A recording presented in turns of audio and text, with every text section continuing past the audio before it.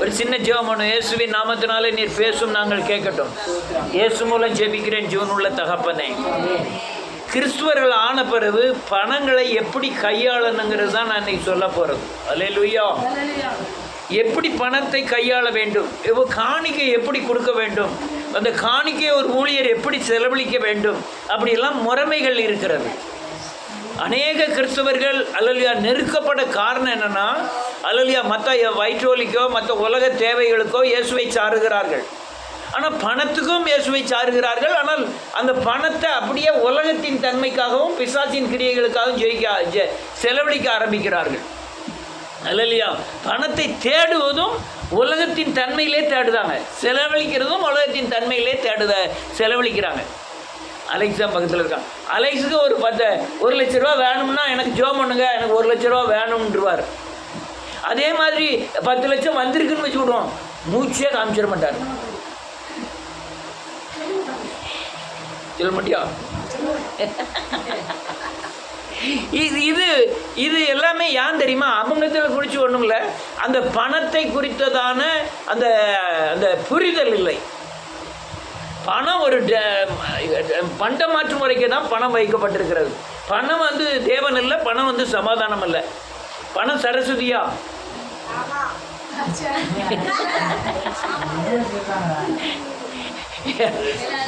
நான் ஒரு நாள் உங்கள் வீட்டில் இருக்கேன். ஒரு ஆள் போய், ஏம்மா இந்த இவன் ரூபா காக்கா ரூபா கொடு, 2 பைசா வட்டி தான். அவங்க அம்மா சொல்லுது, வட்டிக்கெல்லாம் நம்ம கொடுக்கப்படாதுல்ல. ஏம்மா 10 பைசா வட்டி வாங்கினா தான் தப்பு, 2 பைசா வட்டி தான்.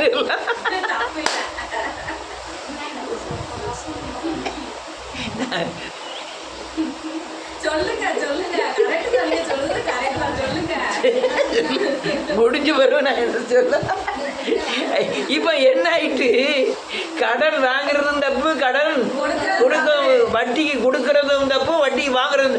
சகோதரனிடத்தில் வட்டி வாங்கலாம், வட்டி வாங்கக்கூடாது, வட்டி வாங்கலாம்லாம் பழைய ஏற்பாட்டில் எழுதியிருக்கு. புதிய ஏற்பாட்டில் என்ன தெரியுமா? அவன் தந்தாலும் தராட்டாலும் மனம் கொண்டாமல் கொடுத்துருந்தான் அதில் இருக்குது. அல்லேலூயா. கேட்டால் மனம் கொண்டாமல் கொடுத்துருந்தான் எழுதியிருக்கு. ஆமென். ஆனால் இந்த பண வரவு செலவுகளை குறித்து கிறிஸ்துவர்கள் பயங்கர பக்தியிலிருந்து வீழ்ச்சி அடைகிறார்கள். நிறைய பேர் பார்த்துருக்கேன், கஞ்சி குடிக்க கூட வழி இல்லாமல், சட்டை இல்லாமல், துணி இல்லாமல் தேவனுக்குள்ளே வருவாங்க.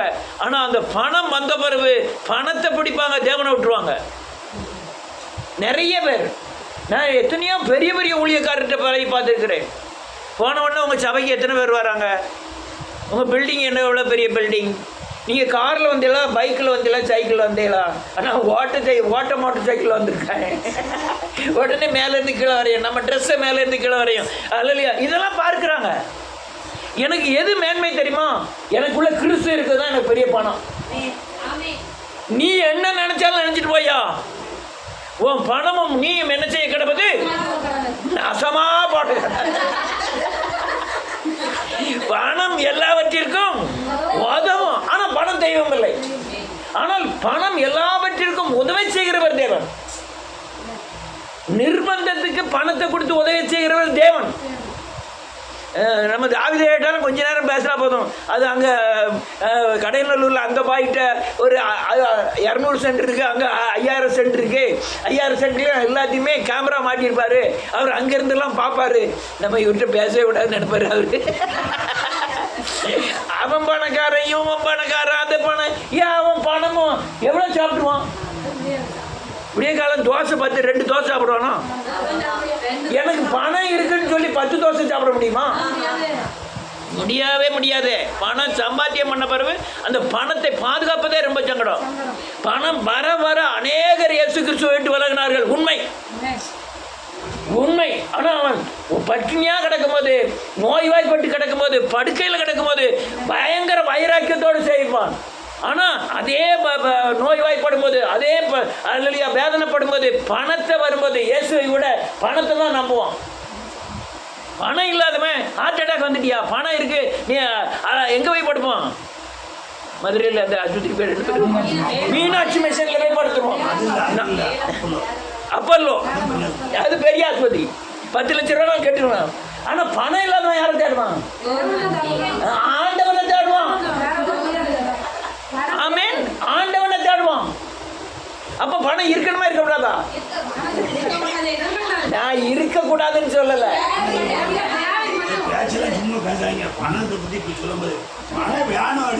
பணம் அது தெய்வமா இருக்கக்கூடாது. நான் முன்னே சொல்லியிருக்கேன் நினைக்கிறேன். என் பக்கத்தில் ஆண்டி கொண்டாரு மாவன் கிடச்சிருவான். அவன் பேர் ஆறுமோ. என்னோட வயசில் இப்போ 5-6 வயசு குறையதான். நான் வந்த உடனே இங்கே பார்த்தீங்கன்னா ஒரு பெரிய முத்துராமலிங்கர் படம்,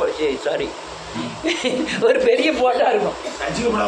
நம்ம ரசிக்கப்படாத வண்டி அது நம்ம ஜாதி வெளியே தெரியக்கூடாது. எத்தனை பேர் பார்க்காங்க. மேஜையில் பைபிள் இருக்கும், பெரிய இது போட்டிருக்கோம். கருப்பு சோப்பு பனியன் போட்டிருப்பேன், ஒரே ஒரு சின்ன துண்டு போட்டிருப்பேன், இவ்வளோ பேட்டியை மடித்து கட்டியிருப்பேன். இப்படி காலம் வியாபாரம் விற்றுணும். அப்போ தான் ரசிக்கப்பட்டிருக்கேன். வியாபாரம் கொஞ்சம் விற்றுரும், விற்கும் போதே 10,000 ரூபாய்க்கு விற்றுரும். 10 ரூபா 20 ரூபா தான் ரொம்ப கிடக்கும். உடனே அவ்வளோத்தையும் எடுத்து மேசையில் போட்டு கொஞ்சம் தண்ணி தொளிச்சு மேசை அந்த பேப்பரை அந்த நோட்டை போட்டு தொடச்சி உள்ள தரணும். அங்கேருந்து பார்ப்போம், இதே குட்டியப்பா நீ விளக்கவே மாட்டேடா. ஏன்னு கேட்டா அவன் கடையில் லட்சுமி எல்லாம் சரஸ்வதி எல்லாத்தையும் வச்சு பத்தி போச்சு கடையை திறக்கான். நான் அவ்வளோத்தையும் மேசை தொடக்கிறதுக்கு வச்சு கடையை திறக்கேன். அல்லேலூயா. அப்போ உள்ள தேவ வைராக்கியம். ஆமென். எனக்கு இந்த கான்செப்டில் மாத்திரம் நீங்கள் ஜீவனம் பண்ணினீங்கன்னா நீங்கள் சரியானபடி வாழ முடியும். ஒரு வசனத்தை வாசிப்போம். தீமோத்தேயு புத்தகம் 6வது அதிகாரம் 6வது அதிகாரம் 10வது வசனம்.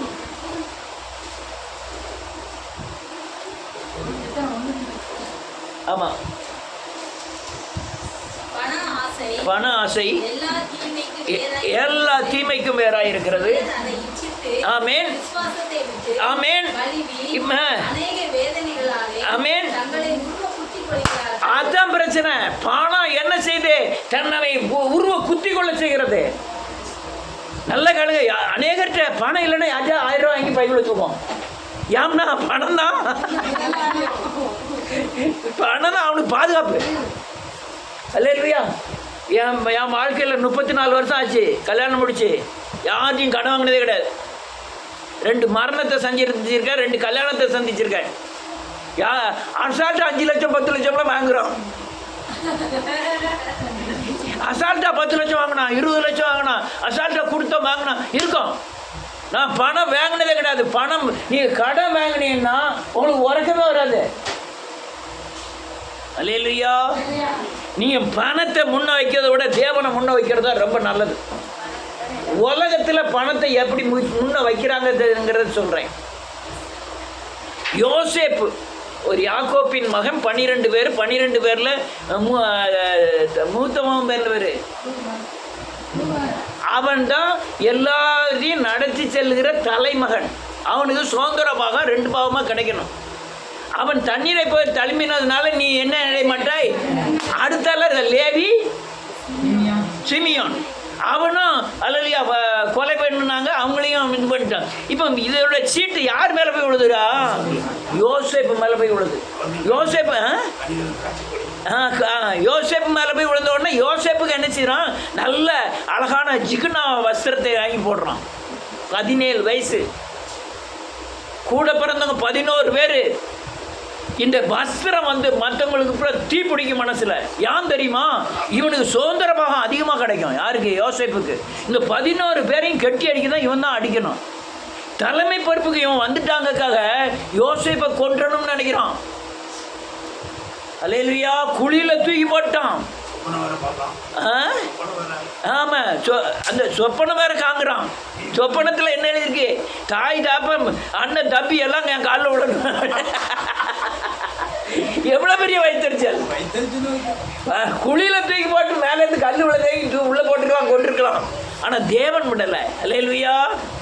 20 வயசாக பத்துட்டான். யார?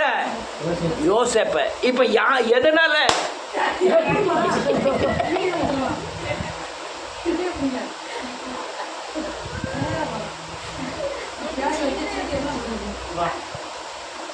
அப்படிப்பா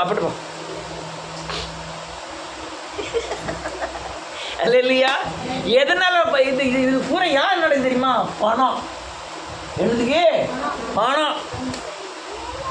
யோசேப்பின் வஸ்திரத்தை காங்க இவனுக்கு பெரியங்கிற கடுப்பு ஏற்படுது.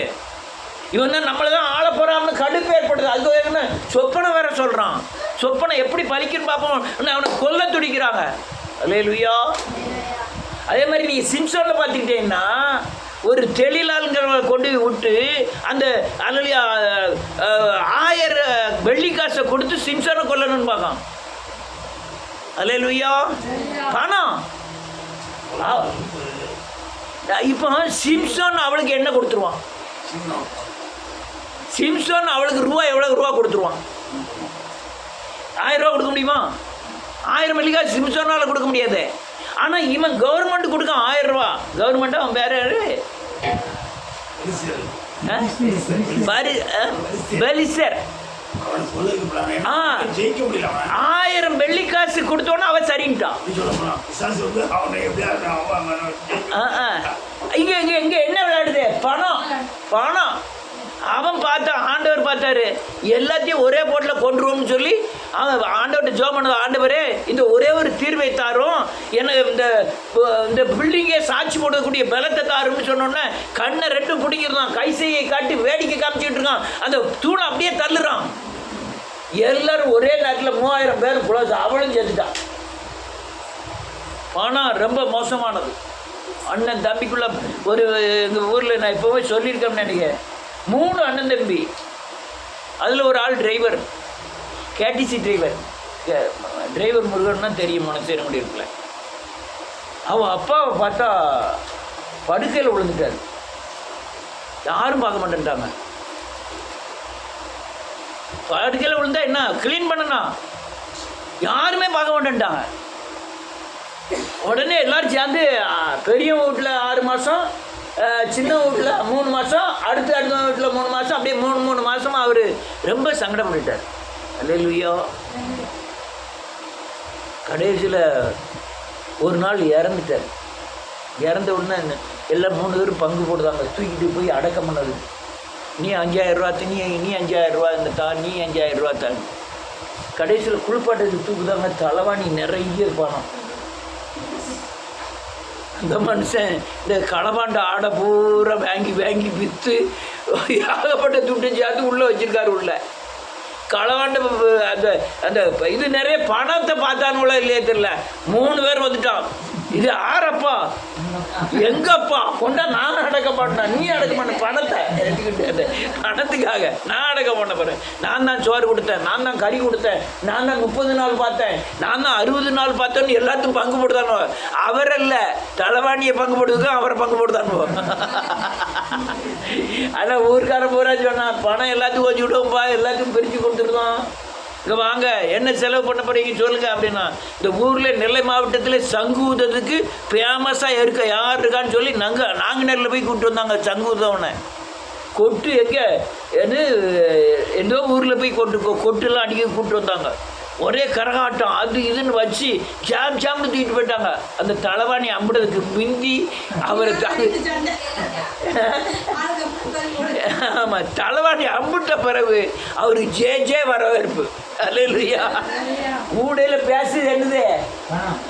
பணம். பணம். அல்லேலூயா. அந்த நான் இப்போ அப்போ இருந்தேன், நான் ரசிக்கப்படல. அந்த மனுஷன் சங்கூதம் நாங்குநேரிலேருந்து வந்தவன். மனுஷர் குடியிருப்பு எங்கே இருக்குது, அங்கே ஆறு எங்கே இருக்குது, அவ்வளோ தூரம் உருண்டுக்கிட்டே ஊதும். வெள்ளை சட்டை வெள்ளை வேட்டி கொடுத்துருக்கான், உருண்டுக்கிட்டே ஊதும். ஊர் பூரா அவன் சங்கூது தான் பார்க்கு. அவ்வளோ திறமையாக ஊற்றணும். அங்கே குயிலாட்டம் என்ன, அந்த பொம்மைகள் ஆட்டம் என்ன, அந்த ஆட்டம் இந்த ஆட்டம்னு போட்டு ஒரே ஆட்டம். இது பணம். என்னது? பணம். ஆமே. நீங்க பணம் இல்லையா? யார் தூக்கி போடுவா? மோசே யார் தூக்கி போட்டா? அவருடைய கல்லறையை இன்னும் ஒருத்தர் என்ன செய்யலையா? பார்க்கவே இல்லை. அவரே எடுத்து அடக்கம் பண்ணினாரு. ஆமே. அவரே எடுத்து அடக்கம் பண்ணினாரு. நீ அநேகர் இந்த உலகத்துக்காரங்க நம்மளை மறிக்கிறதே என்ன தெரியுமா? நீ செத்தா யார் தூக்கி போடுவா? நீ செத்தா யார் தூக்கி போடுவான்? அல்லேலூயா. உடனே தூக்கி போட்டதுக்கு ஆண்டவர் அப்படியே விட்டுவாரா? ஆஹா, அவர் வந்து இறங்கி அவர் தூக்கி போடுவாரு. ஆமென். பணம் ரொம்ப மோசமானது. அல்லேலூயா. இன்னொரு வசனத்தை வாசிப்போம். செல்லில் யாராவது வாசிங்க. அப்போஸ்தலர் நடவடிக்கைகளின் புத்தகம் 8வது அதிகாரம். செல்லில் இருக்காங்களா? 8வது அதிகாரம்.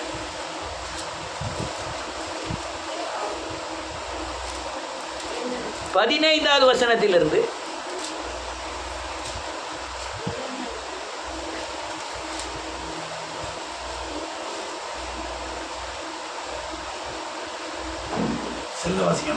செல்லு யாரோ வாசிக்கன்னு சொன்னேன், ஒருத்தரும் காணல. இவர்கள் வந்த பொழுது அவர்களில் ஒருவனும் பரிசுத்தாவி பெறாமல் கர்த்தராகிய இயேசு நாமத்தினால் ஆமென் ஞானஸ்நானத்தை மாத்திரம் பெற்றிருந்தவர்களாக கண்டு அவர்கள் பரிசுத்தாவி பெற்றுக்கொள்ளும்படி அவர்களுக்காக ஜெபம் பண்ணி அவர்கள் மேல் கைகளை வைத்தார்கள். அப்பொழுது அவர்கள் பரிசுத்தாவி பெற்றார்கள்.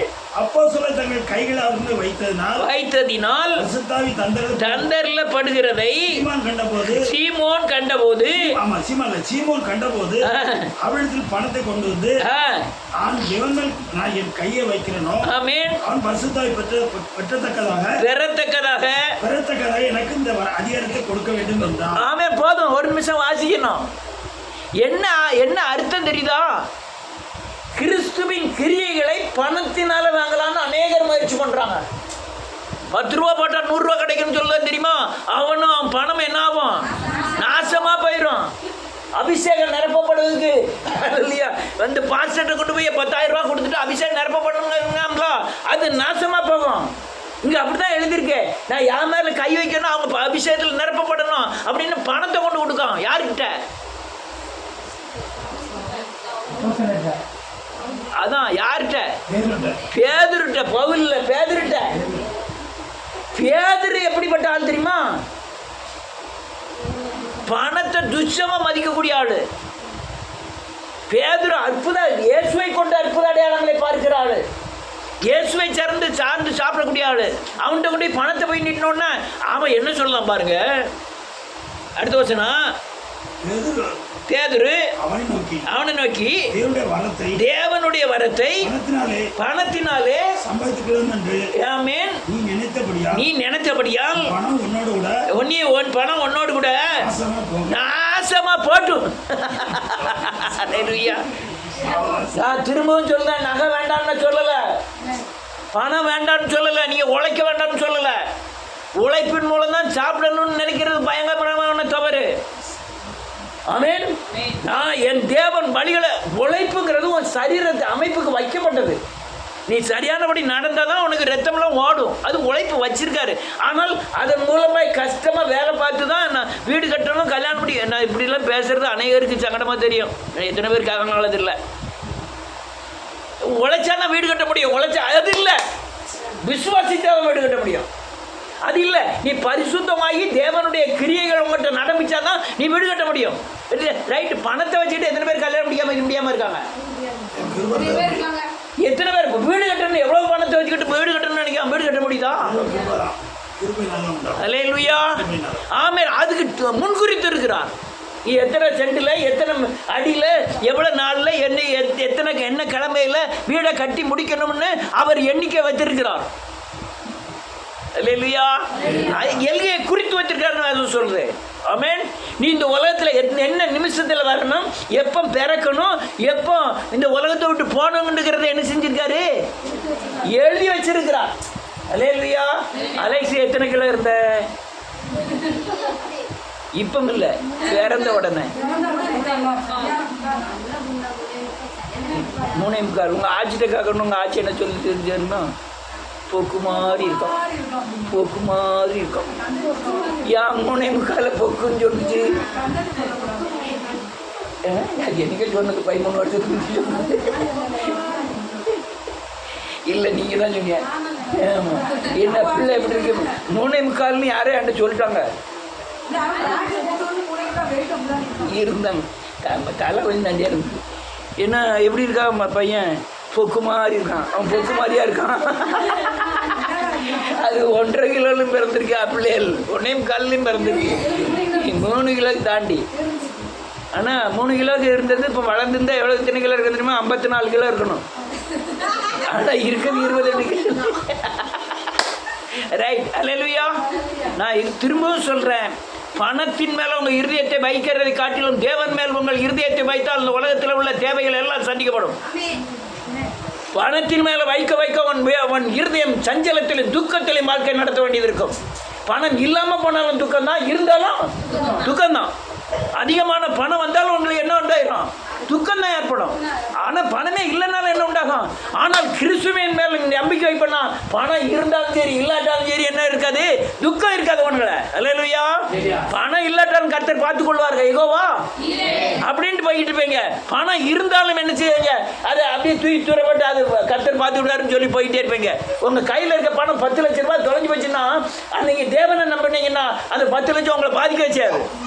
ஆனால் நீங்கள் பணத்தின் மேலே உங்கள் இருதயத்தை வச்சுருந்தீங்கன்னா 10 லட்சத்தில் 1 லட்சத்துக்கு கீழே விழுந்தாலும் கூட ரத்தத்தை வித்தாவது 1 லட்சத்தை சேர்க்கணும்னு நினைக்கக்கூடிய ஆளாக இருப்போம். அல்லேலூயா. ஆமென். அதுதான் காரியம். நீ பணத்தின் மேலே இருதயத்தை வைக்க தேவன் மேலே. நான் திரும்பவும் சொல்கிறேன், உன்கிட்ட நடக்கிற எந்த காரியமும் பணத்தினால் நடந்ததில்லை, தேவனுடைய கிருபையினால் நடந்தது. ஆமென். எனக்கு 4 பிள்ளை வேணும்னு நினைக்க முடியுமா? உங்களுக்கு எத்தனை பிள்ளை தரணும்னு நினைக்கிறோம் அதான் கிடைக்கும். ஆமென். ஐயா நான் சொல்லலைங்க யாரு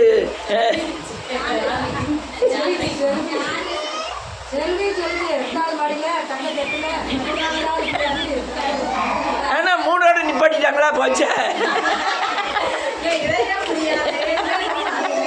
அல்லேலூயா. ஏன் தேவ திட்டம் மனுஷன் நினைக்கலாம், என்ன மாமியாருக்கு சொல்லலாம், மருமக இதெல்லாம் தேவனுடைய திட்டம். ஆம்பளை பிள்ளை வேணும், பொட்டை பிள்ளை வேணும் அப்படிலாம் நினைக்கிறது தேவனுடைய மனுஷன் திட்டம். ஆனால் ஒருவேளை நீ பக்தி உள்ளவனாக இருந்து ஐயா எனக்கு ஆம்பளை பிள்ளை இருக்குது ஒரு பொட்டை பிள்ளை வேணும்னு ஜெபம் பண்ணணும்னா அது அவர் சேர்ந்து அதுவும் விசுவாசத்தின் அடிப்படையில் தான். அதுவும் தேவனை நோக்கி நீ தேவனோடு வைக்கிற தொடர்பை பொறுத்து தான். அல்லேலூயா. நல்ல காலங்க எதுவும் உங்களால் கூடாது, எல்லாம் யாரால கூடும்?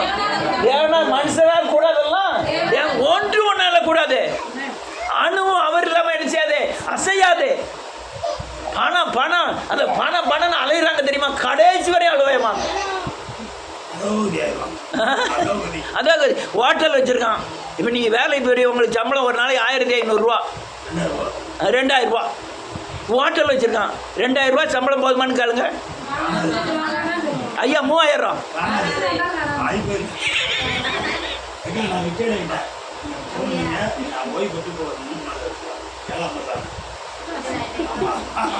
ரைட். அல்லேலூயா. அதான் பணாசை உங்களை தீங்கு. என்ன தீங்கு? உன் ஆத்மாவுக்கு தீங்கு, உன் சரீரத்துக்கு தீங்கு. உன்னை கர்த்தர் பார்த்து கொள்வார். உனக்கு வீடு வேணுமா? ஜெபம் பண்ணு. கடன் தீரணுமா? இனிமேல் கடன் வாங்க வேண்டாம் ஆண்டவரேன்னு சொல்லி ஜெபம் பண்ணும். எல்லா காரியங்களும் யார் பார்க்க வேண்டியது இருக்கு? தேவன். கொரோனா வருது, பக்கத்து வீட்டுக்காரன் செத்து போயிருந்தா நீங்கள் சாவமாக இருக்கணும்னா தேவ கிருபை வேணும். எல்லாமே என்ன செய்யணும்? நீ உள்ள போடுற சோறு செமிச்சு வெளியே வரணும்னா என்ன வேணும்? கிருபை வேணும். எதுவுமே நம்மளால உண்டாகிறது யாரால உண்டானா? தேவனால உண்டாகணும். அல்லேலூயா. அதுவும் நான் தசம பாகமே கேட்காத காரணம் என்ன தெரியுமா? இல்லை தசம பாகம் கொடுத்தாங்கன்னு நான் கண்டிஷன் பண்ண முடியும்.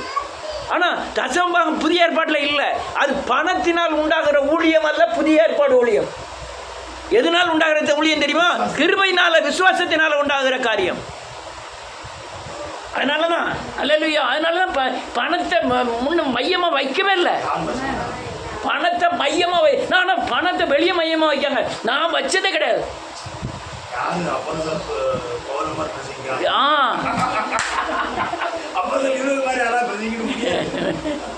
அல்லேலூயா.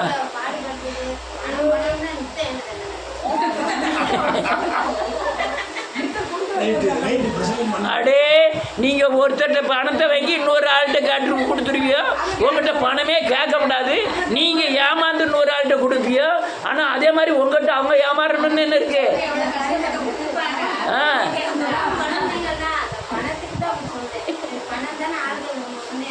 ரைட், அதனால ஒரு வசனத்தை வாசிப்போம். நான் ரொம்ப வாசிக்க நேரம் இல்லை. யூதாஸ்னு ஒருத்தன், 12 சீசரில் ஒருத்தன் பேர் என்ன பேர்? காரியத் யூதாஸ் காரியத். அற்புதங்களை பார்த்தவன், இயேசு சிலை அலலியா தண்ணீரில் நடக்கும்போது பார்த்தவன், உயிரோடு எழுப்புனதை பார்த்தவன், எல்லாம் பார்த்தவன். இயேசுநாதர் எங்கே கொண்டு போய் காட்டி கொடுக்கான் தெரியுமா? 30 வெட்டி காசுக்காக வெட்டி காட்டி கொடுக்குறான். ஆனால் மற்றவன் ஏன் எல்லாம் காட்டி கொடுக்கல? அவன் பணத்தை நம்பல, தேவனுடைய அற்புதங்களை நம்புறான். அல்லேலூயா. இவன் யார்? என்னத்தை நம்புறான்? பணத்தை நம்புறான். இவன் நம்பின பணம் என்ன ஆகுதுன்னு பாருங்க. அப்போஸ்தலர் நடவடிக்கைகள் புத்தகம் 1வது அதிகாரம். செல்லில் இருக்கீங்களா ஆளு?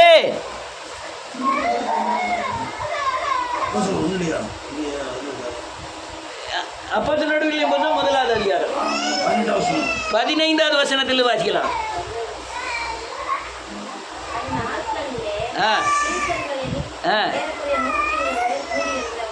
ஆமென். எழுந்து நின்று ஆமென் ஆமென். பிள்ளை வெளியே தூக்கிட்டு போப்பா.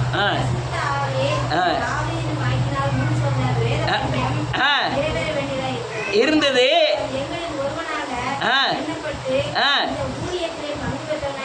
இருந்தா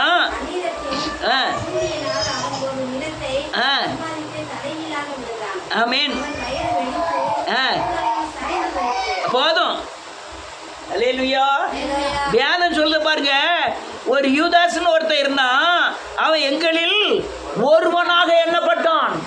இந்த ஊழியத்தில் பங்கு பெற்றவனாக இருந்தான். எல்லா காரியத்திலும் அவன் என்ன செஞ்சிருந்தான்? பங்கு பெற்றிருந்தான்.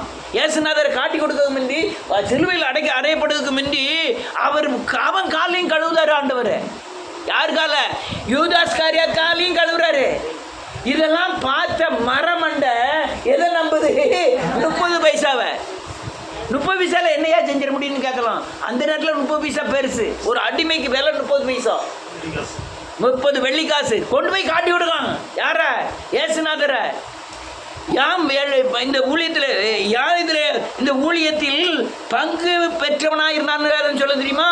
இந்த ஊழியத்தில் எல்லாத்திலையும் அவனுக்கும் பாதி பங்கு கொடுக்கப்பட்டது. அல்லேலூயா. சரி, இந்த பணத்தை வச்சு என்ன செஞ்சான்? ஒரு நிலத்தை வாங்கினான். என்ன வாங்கினா? வாசிப்போம். அடுத்த 18வது வசனம். நிலத்தை சம்பாதித்து தலைகீழாக விழுந்து வயிறு வடித்து குடல் எல்லாம் சரிந்து போயிட்டு. நல்ல கலங்க. பக்திமான் தான் அநேகர் கிறிஸ்துவத்தில் அபிஷேகம் பெற்றவர்கள் தான், பலம் பெற்றவர்கள் தான், பணம்ங்கிற விஷயத்தில் கீழ் விழுந்து போகிறார்கள். ஒரு காரியம் நடக்கணும், ஒரு வேலையா ஒரு வீடு கட்டணும், ஒரு உலகத்தில் பக்கத்தில் உள்ளவனை பார்க்குறான், அவன்கிட்ட கார் இருக்குது, என்கிட்ட கார் இல்லை, பணத்தை நம்புகிறான். அவன்கிட்ட செயின் இருக்குது, என்கிட்ட நெக்லஸ்லேருந்து பணத்தை நம்புகிறாங்க. அவன்கிட்ட எல்லாத்தையும் கரெக்டாக கேளுங்க. நான் நெக்லஸ் போடக்கூடாதுன்னு சொல்லல, ஆனால் உன் தகுதிக்கு ஏற்ப, உன் விசுவாசத்திற்கு ஏற்ப, நீ தேவனை சார்ந்திருக்கு ஏற்ப, ஏற்ற காலத்தில் ஏற்ற சமயத்தில் உனக்கு என்ன தேவை என்று கர்த்தர் அதன் காலத்தில் செய்வார். அல்லேலூயா. பணத்தை நினைச்சி சாகுறான் ராத்திரி பகலும். நீ பிடிஎஸ்ஆர் அடுத்தால பெரிய கோடீஸ்வரன் ஐயனார் ஸ்டோர் எங்கள் கோயில் வாசலில் கிழக்கத்தில் இருக்குது, பலசர கடை, பெரிய கோடீஸ்வரர். விடிய காலத்தில் உட்கார்றான், பணத்தில் வீட்டுக்கு கூட போக மாட்டான், அங்கனே உட்காந்து பணத்தை எண்ணிகிட்டே தான் இருப்பார். கடைசியில் என்ன ஆகிட்டாரு?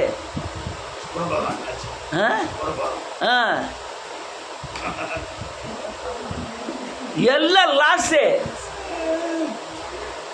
பணம் ஒரு நாள் சமாதானம் தராது. நல்லா புரிஞ்சுக்கிடுங்க. பணம் ஆசை பயங்கர தீங்கு. என்ன அர்த்தம்? இருந்தாலும் உன்னை வேதனைப்படுத்தும், இல்லைனாலும் வேதனைப்படுத்தும். ஆமென். ஆனால் தேவை பணம் எனக்கு தேவை. ஆனால் இருக்கிற மடியில் இருக்கிற பணம் உன்னை பாதுகாக்கன்னு நினைக்காத. யார் பாதுகாப்பா? கர்த்தர் ஒருவர் தான் பாதுகாப்பார். ஆமென். கர்த்தர் ஒருவர் தான் பாதுகாப்பார். இதெல்லாம் உலகத்துக்கு அடக்குறீங்க. ஆனால் இயேசுநாதர் எப்படி பணத்தை கையாண்டாருங்கிறத பார்ப்போம். நம்ம எவ்வளோ ரூபா கொடுத்து வாங்கப்பட்டோம்? வெள்ளினாலும் அல்ல, பொன்னினாலும் அல்ல, விலையேற. அப்ப அப்போ ரத்தத்துக்கு விலையே ரத்தம்னா என்னது? பலி. அவர் பலியாகி என்னை மீட்டு இருக்கிறார். அல்லேலூயா. அப்போ பணத்தை விட எது முக்கியம்? பலி முக்கியம். நீ பணத்தை வாங்கணும்னா எங்க போகணும்? பலிட்ட போகணும். எங்க போகணும்? சிலுவையில் போய் மனம் திரும்பணும். ஆண்டவரே, இப்படி குச்சி வீட்டில் இருக்கேன், அரை வயிற்று சாப்பிட்டுட்டு இருக்கேன், கிழிஞ்ச ட்ரெஸ்ஸை போட்டுக்கிட்டு இருக்கேன், எனக்கு நான் மனம் திரும்புகிற ஆண்டவரே என்னை பரிசுத்தமாக்கும், என்னை விசுவாசத்தை தந்து எனக்கு இதில் இருக்க செய்யும். ஏற்ற நேரம் வரும்போது உன்னை தகுதி இல்லாமல் ஆக்குவார். 4 பேர் உன்னை அவமானப்படுத்தும் மாதிரி வைப்பார். அதுதான் நீ அல்லையா நல்ல இடத்துல இருக்கக்கூடிய வழிமுறைகள். ஆமென். எதுக்கு வருத்தி சிறுமைப்படுத்தி நீ அப்பத்தினால் மட்டுமல்ல வாயினால் வருகிற வார்த்தையினால் விளைப்பாங்கிறது தான் அந்த பிரச்சனைகள். அல்லேலூயா. விலையேறப்பட்ட ரத்தத்தினால நான் மீட்டு. அப்போ என்கிட்ட என்ன இருக்கு? என்னுடைய விலை அது உலகத்தின் எந்த பணத்தினாலும் வாங்க முடியாத அளவுக்கு அவருடைய பலி செலுத்தி என்னை வாங்கியிருக்கிறார். அவர் எப்படி பணத்தை சந்திக்காரு பாருங்க. வாசிப்போம்.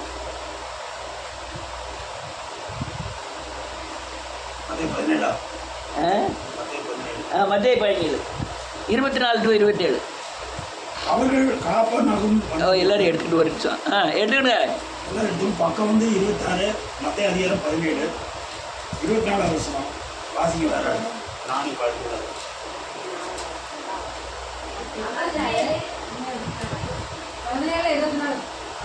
அதான் வாசிச்சு சொன்னா வாசிங்க.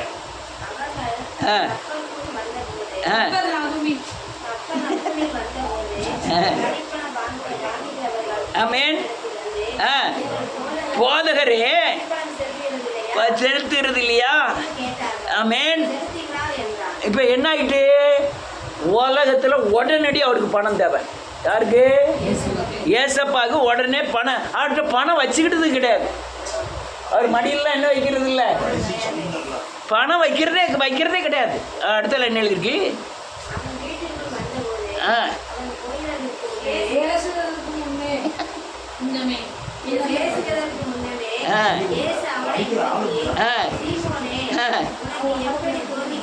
ஆமென். ஆமென்.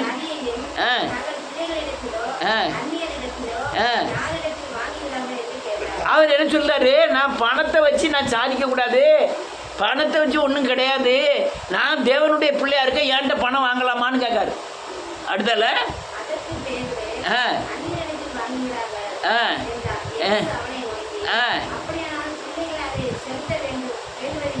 ஆமாம், நம்ம உலகமும் பூமியும் தேவனுடைய இது, நம்மகிட்ட பணம் வாங்கக்கூடாதுல்ல அப்படிங்கிறார். அப்போ என்ன அர்த்தம்? கிறிஸ்தவர்களுக்கு பணம் தேவை. என்னது தேவை? நம்மளும் பணம் செலுத்தணும். வரி பணம் என்ன செய்ய வேண்டியது இருக்குது? செலுத்தணும். அவர் என்ன சொல்ல? நான் வானத்தையும் போய் படுத்தேன், ஏன்ட்டே வரி பணம் கேட்காங்க, செலுத்தலாமா செலுத்தக்கூடாதா? அங்கதான் பிரச்சனை. இந்த உலகத்துக்கு பணம் தேவை, ஆனால் உங்களுக்கு இடல் வரக்கூடாது. ஏன்ட்ட பணம் இல்லை. அவர் எப்படி சந்திக்காரு பாருங்க பணத்தை.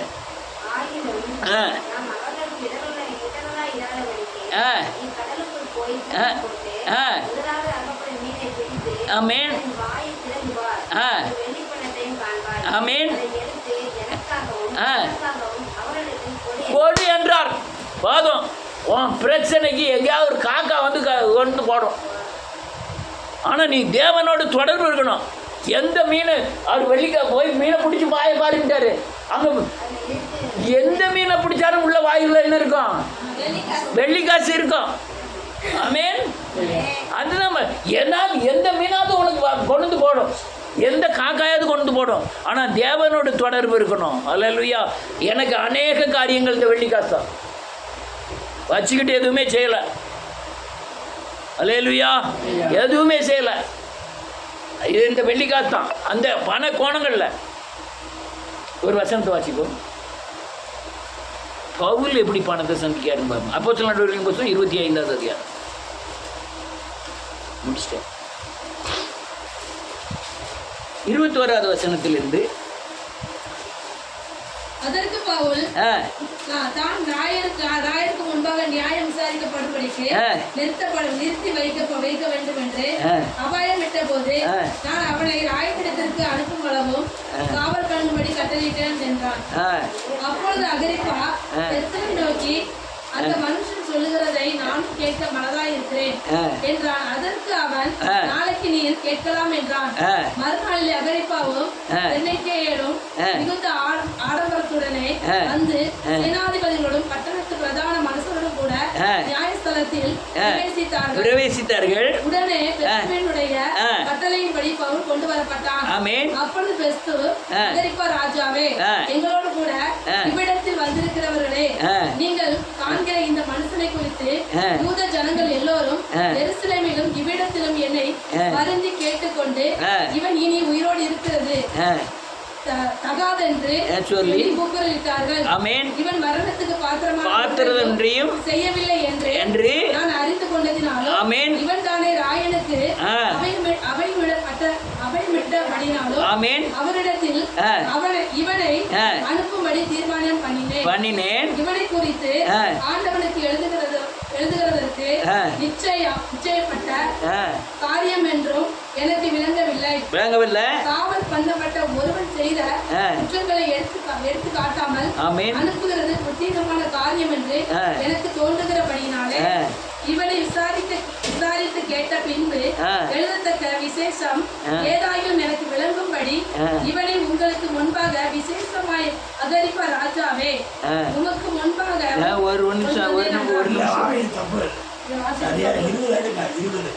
இல்ல 24 பணம் எப்படி சம்பாத்தியம் அதான் சொல்லுங்க. கையாண்டது 20 அதிகாரம். ஆமா, இப்பொழுது சகோதரரே, நீங்கள் பக்தி உரைத்தடம் நடப்பாங்க. 33 பாருங்க. அப்போ சொல்லுவார் 20:33, ஒருவருடைய வெள்ளியாகிலும் பொன்னாகிலும் வஸ்திரத்தை நான் இச்சிக்கவில்லை. நீங்கள் அன்பின்படி எனக்கும் என்னோட இருந்தவருக்கும் வேண்டியவர்களுக்காக இந்த கைகளை வேலை செய்து இப்படி பிரயாசப்பட்டு பலவழி தாங்கவும் வாங்குறது பற்றும் பாக்கியம் என்று கர்த்தராகிய இயேசுன்னு சொன்ன வார்த்தை நினைவுறந்து என்று எல்லா விதத்திலையும் உங்களுக்கு காண்பித்தேன் என்றான். அப்படி யாரும் பசிக்க மாட்டாங்க, தப்பு பண்ணிருக்க எப்படி வருவாங்க, வராது. இல்ல 24வது அதிகாரம் 26வது வசனம், 25 26 25 அவன் பவுலை 25 அவன் நீதியும் இச்சடகத்தையும் இனிவரை நியாயத்தையும் குறித்து பேசுகள். பயமடைந்து இப்பொழுது நீ போகலாம், எனக்கு சமயமான போது அழைப்பிப்பேன் என்றான். மேலும் அவன் பவுலை விடுதலை பண்ண முடியும், தனக்கு அவன் பணம் கொடுப்பான் என்று நம்பிக்கையுள்ளவனாக இருந்தான். அவனை அழைத்து அவனோடு பேசினான். இன்று என்ன ஆயிடுச்சு? அவன் ஐசோல்டு மாதிரி இருக்கு, அவன்கிட்ட ஒண்ணு கிடையாது. ஆனா அவன்கிட்ட ஒண்ணு இருக்கு, என்ன தெரியுமா? நீதி. என்னது? நீதி, பரிசுத்தம், இச்சை அடக்கம். இதை பேசணும்னா அவன் ராஜா என்ன செய்ய ஆரம்பிக்கான், பயப்படுதான். ஆனா இவன் பண ஆசையில இருக்கான், அவன்கிட்ட நீதி இருக்கு. எது ஜெயிக்கு? நீதி ஜெயிக்கு. இவன் வச்சுட்டு போறான், இவனை யாரும் தொட விடப்படாது, பாயத்துக்காப்ப வச்சுட்டு போறான். பலிக்கு அடுத்த வருஷம் கடைசி என்ன இருக்கு?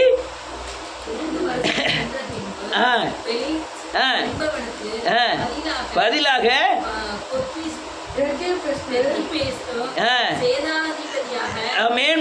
வந்தால்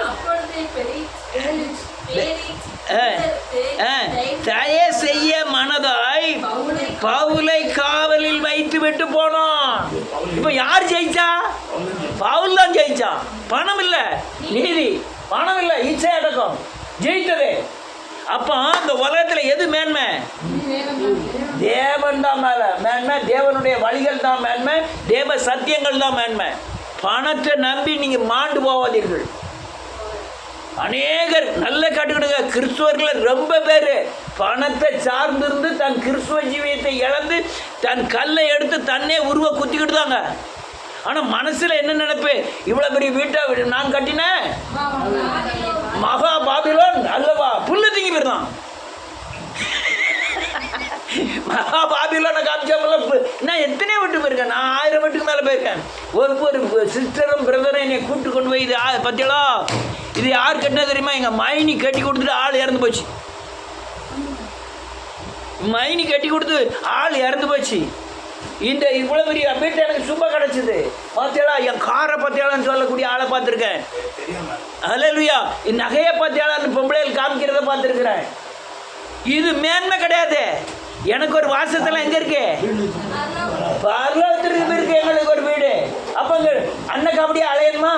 இல்ல, அவன் செய்யாததை நான் செய்வேன். சொல்லுங்க. பணம் என்கிட்ட இல்ல, ஆண்டவர் எனக்கு இருக்காரு.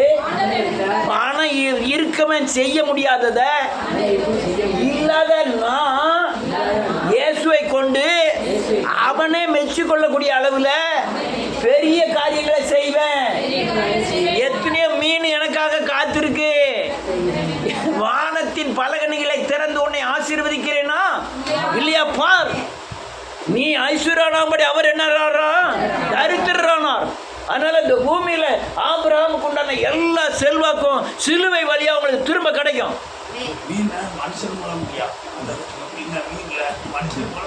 நாளையிலேருந்து மீன் பிடிக்க போய் ஒவ்வொரு வாயா திறந்து பார்த்துறாதீங்க.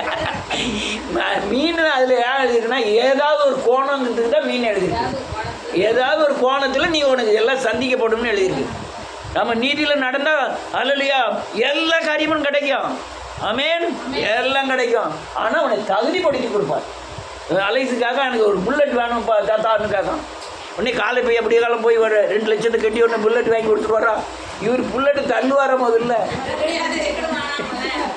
அப்போ இவர் வரந்தனி அவர் என்ன செய்யணும்? காத்திருக்கணும். அதே மாதிரி தான் இந்த வீடு தேவன் தந்தார், என்னால் ஆகிறது இல்லைன்னு சொல்லதுக்கு நீங்கள் தகுதிப்படும் வரை வீடு என்ன செய்ய முடியாது, தர முடியாது. இதுதான் காரியம். ஒரே ஒரு அர்த்தம் சொல்லி முடிச்சேன். இந்த எலிசபெத்து அந்த வீட்டில் பயங்கர பாடு. எல்லாம் எலிசபெத்து வீட்டுக்கு நீங்கள் யாரெல்லாம் பேருக்கே தெரியல. இந்த பிள்ளை தான் வீடு, இது கிச்சன், இதுக்குள்ளே 2 பிள்ளைகளும் அடைச்சி போட்டுப்பா.